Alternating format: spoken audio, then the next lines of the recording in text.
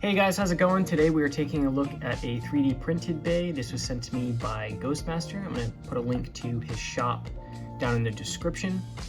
This is Galux, which is Mariah's Beyblade from the White Tigers.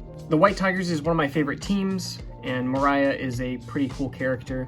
Unfortunately, Takara and Hasbro never released her Beyblade. There is a sort of pink salmon recolor of Galleon in random booster, I think 7, that you can get, but it's technically not Galux, it's just a Galleon recolor, and the bit chip you can get from a bit chip random booster.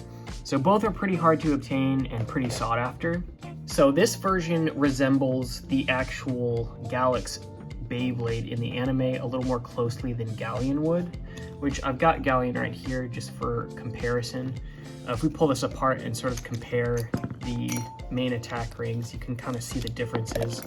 So they are similar, but they're definitely not the same as far as what the mold would have been. Obviously this is 3D printed, it's not molded, but yeah, very similar. So I've never owned a 3D printed Beyblade, and I've been apprehensive about getting into buying them because I wasn't sure how durable they are. But the build quality of these is pretty impressive. Like, they feel solid. Like, I'm not really super familiar with 3D printing, and you know, prior to the technology advancing a little more, they just looked kind of gunky and like unfinished, which this one you can still see some of like the printing lines and stuff like that, which if I wanted to, I could sand this down and clean that up, or I could use like Milliput and fill that and then sand it. But I'm gonna be using this one for battles mostly. I do have a pink Galleon on the way for display, which I'll be building into sort of the, I guess, Galux.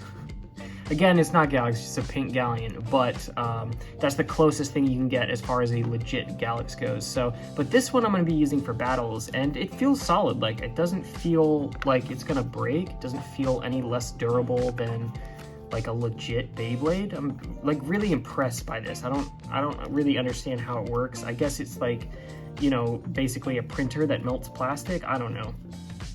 But the bit chip is removable, and he was also nice enough to send me a reprint, I guess, of this Galux bit chip. I've never actually seen this one. I don't know if this is legit. Let's see. Yeah, so I guess, I don't know. If it's custom, then it's a really good custom. Like, even the text down at the bottom says Galux. So, yeah, I don't know. But yeah, the bit chip is removable. And he prints these on sort of like a metallic sticker paper. I don't know if you can see that, but it's got like a sort of holographic sort of shine to it, which is pretty dope. So I may actually go in and paint some of the details, like this part right here is supposed to be white, and then down here is supposed to be yellow.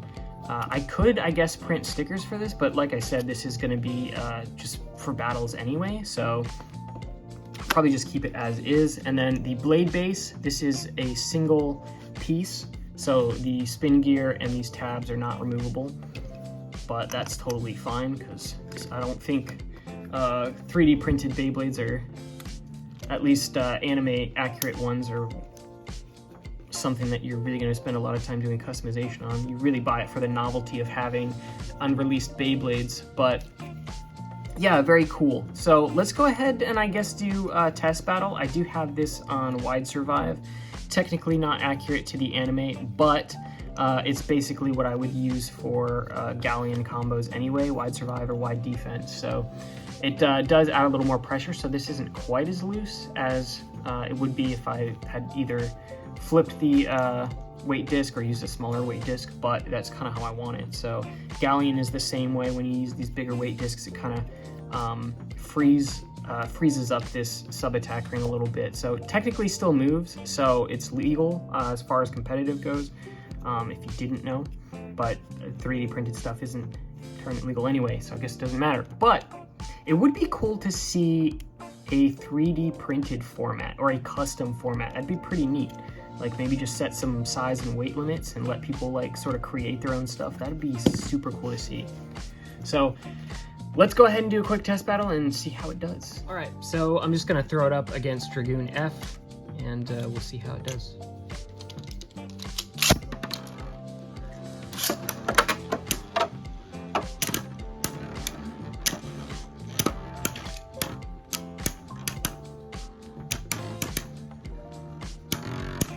Honestly, I think the red weight disc was a good pick. It kind of matches well when it's spinning. I'm digging it.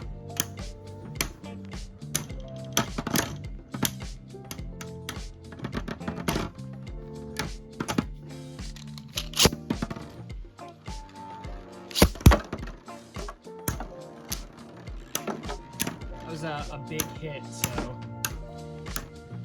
if it's able to tank that without chipping, then should be pretty good. I may actually end up ordering more of these. So I do have one other Beyblade that he sent me, which I'll be taking a look at in another video. But overall, I'm super impressed with this. Like, this technology is so cool. So let's take a look here at both of these.